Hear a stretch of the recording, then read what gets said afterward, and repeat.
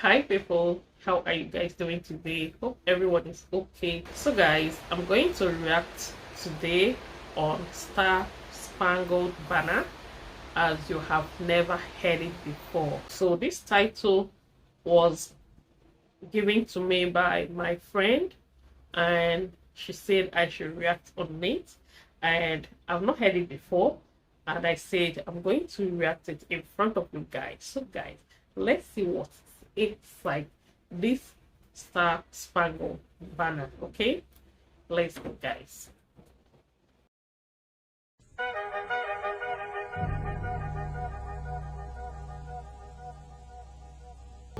He penned a song that I'm sure you're aware of. You've seen it. It's in most hymnals throughout our churches. It's called the National Anthem. It is our song as an American.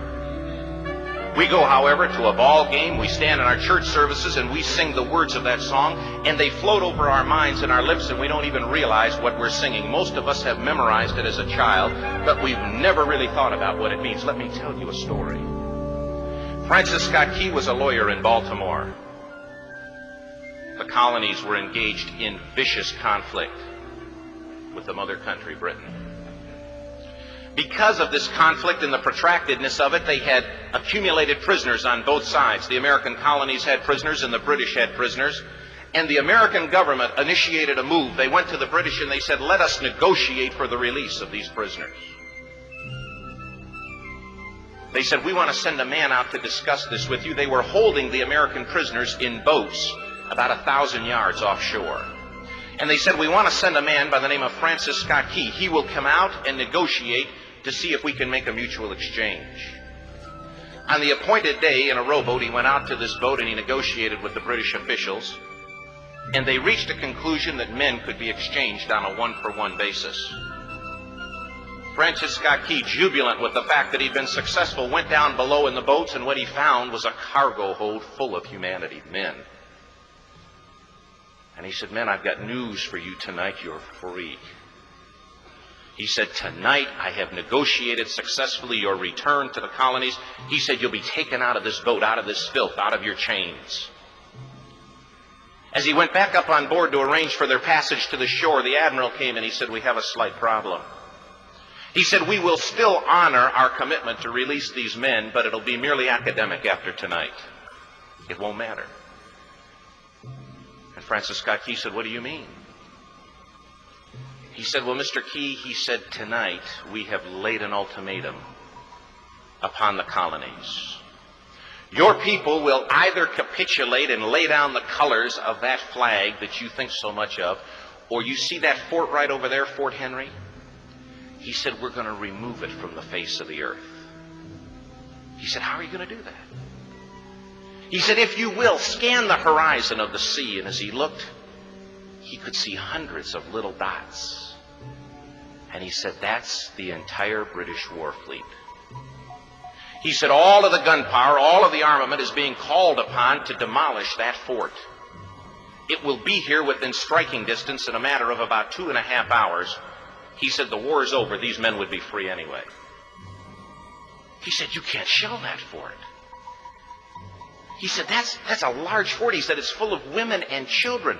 He says, it's predominantly not a military fort. He said, don't worry about it. They said, we've left them a way out. And he said, what's that? He said, do you see that flag way up on the rampart? He said, we have told them that if they will lower that flag, the shelling will stop immediately. And we'll know that they've surrendered, and you'll now be under British rule. Francis Scott Key went down below and told the men what was about to happen. And they said, how many ships? He said, hundreds. The ships got closer. Francis Scott Key went back up on top and he said, men, I'll shout down to you what's going on as we watch. As twilight began to fall, and as the haze hung over the ocean as it does at sunset, suddenly the British war fleet unleashed. He says the sound was deafening. There were so many guns that there were no reliefs. He said it was absolutely impossible to talk or hear. He said suddenly the sky, although dark, was suddenly lit. And he says, from down below, all he could hear the men, the prisoners, saying was, tell us where the flag is. What have they done with the flag? Is the flag still flying over the rampart? Tell us.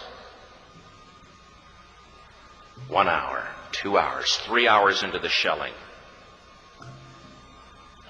Every time the bomb would explode and it would be close to the flag, they could see the flag in the illuminated red glare of that bomb, and Francis Scott Key would report down to the men below, it's still up. It's not down. The admiral came and he said, your people are insane. He said, what's the matter with them? He said, don't they understand this is an impossible situation? Francis Scott Key said he remembered what George Washington had said. He said the thing that sets the American Christian apart from all other people in the world is he will die on his feet before he'll live on his knees. The admiral said, we have now instructed all of the guns to focus on the rampart to take that flag down. He said, we don't understand something. Our reconnaissance tells us that that flag has been hit directly again and again and again, and yet it's still flying. We don't understand that. But he said, now we're about to bring every gun for the next 3 hours to bear on that point. Francis Scott Key said the barrage was unmerciful. All that he could hear was the men down below praying. The prayer, God, keep that flag flying where we last saw it.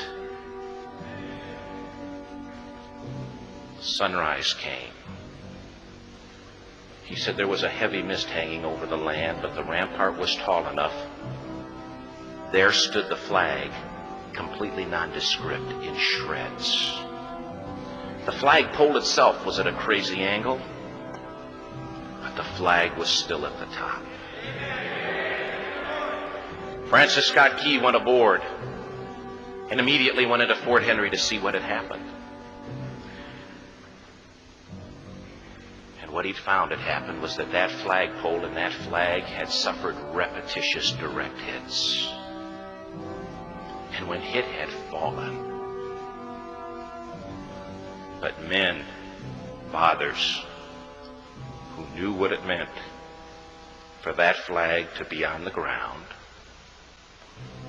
although knowing that all of the British guns were trained on it, walked over and held it up humanly until they died. Their bodies were removed and others took their place. Francis Scott Key said what held that flagpole in place at that unusual angle were patriots' bodies. He penned the song, "Oh, say can you see by the dawn's early light what so proudly we hailed at the twilight's last gleaming?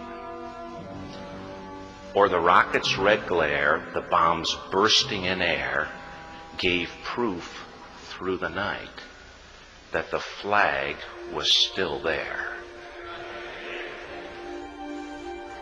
Oh, say, does that star-spangled banner yet fly and wave o'er the land of the free and the home of the brave?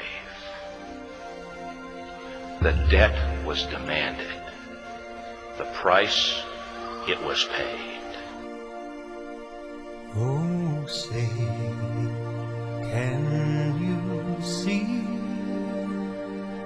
by the dawn's early light what so proudly we hailed at the twilight's last gleaming, whose broad stripes and bright stars through the perilous fight o'er the we watched were so gallantly streaming, and the rockets sprayed clear, the bombs bursting in air gave proof through the night that our flag was still there. Oh, say, does that star-spangled banner yet wave o'er the land of the free and the home of the brave? Oh, say, does that star-spangled banner yet wave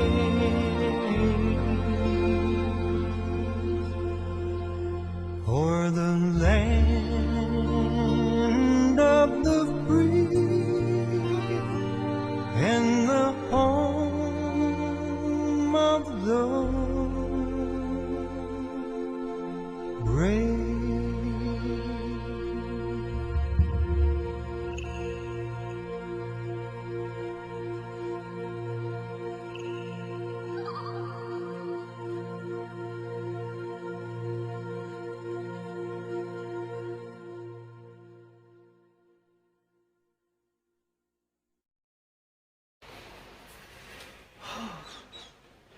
Oh my god. This thing I watched, the Star Spangled, it's so emotional. It's my first time, understanding the meaning of the flag, standing there, what it's representing, and why they can take it down. And sometimes, when I watch American movies and like war movies, and I saw when the soldiers were, in the war front, and all their mind centered is to secure, to save their flag, or maybe they have these attack at the American embassy, maybe in another country, and what they will, after saving lives, they don't joke with those flags. They must bring that flag back home. That's where I see all this. But now I watch this video and I understand the anthem, and understand why they don't joke with their flags, even if they are dying, even if this is the last man standing. They must save that flag. In fact, I'm so impressed. If other countries have this kind of strong heart, the world will be better. I know some of us are trying to do that, but this one is so strong for me. I was watching this thing, and my body, I felt cold, because I don't know it before, and my friend told me to watch this and I'll understand why this is happening. So, and I watched it and I understood what is inside, and I'm happy. So even if whenever I'm talking, I can stand strong and say what I know. Thank you, my friend that sent this to me. I'm so happy. Guys, I hope you enjoy. If you're not from America, I hope you understand what we watched. I'm not American, but I love this that I watched, and I understand what it is. Okay, so don't forget to subscribe, and also go to the person that owns the video and subscribe to his or her channel. Okay, and subscribe to mine as well. Thank you, and God bless you all. See you on my next video, and bye.